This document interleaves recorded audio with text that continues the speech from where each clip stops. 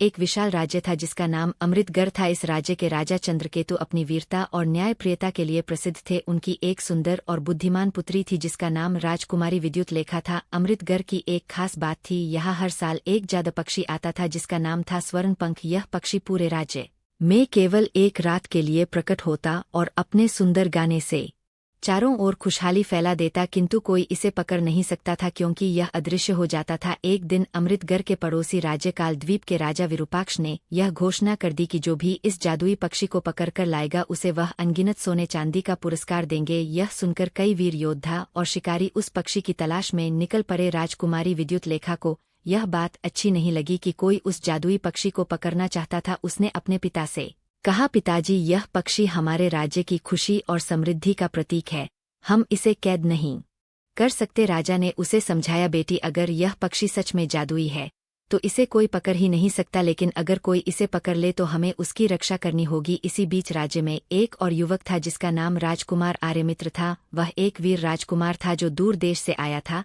और अमृतगढ़ में शिक्षा ग्रहण कर रहा था। जब उसे इस पक्षी की कहानी पता चली तो उसने तय किया कि वह इसका रहस्य जरूर सुलझाए। एक रात जब पूर्णिमा का चांद आकाश में चमक रहा था तो स्वर्णपंख पक्षी फिर से प्रकट हुआ। उसका सुनहरा प्रकाश पूरे राज्य में फैल गया, लेकिन तभी एक शिकारी ने तीर चलाया और पक्षी घायल हो गया। वह पक्षी घायल होकर एक घने जंगल में गिर पड़ा। विद्युत लेखा और आर्यमित्र ने यह देखा और तुरंत जंगल की ओर दौड़ पड़े। जंगल में उन्हें एक बूढ़ा साधु मिला जिसने कहा, स्वर्णपंख कोई साधारण पक्षी नहीं है, यह एक श्रापग्रस्त राजकुमार है जिसे एक क्रूर जादूगरनी ने पक्षी बना दिया है।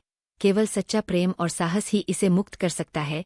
बूढ़े साधु ने उन्हें बताया कि बहुत समय पहले राजकुमार अद्वैत नामक एक पराक्रमी योद्धा था जो अपने सत्य और न्याय के लिए प्रसिद्ध था, लेकिन एक दुष्ट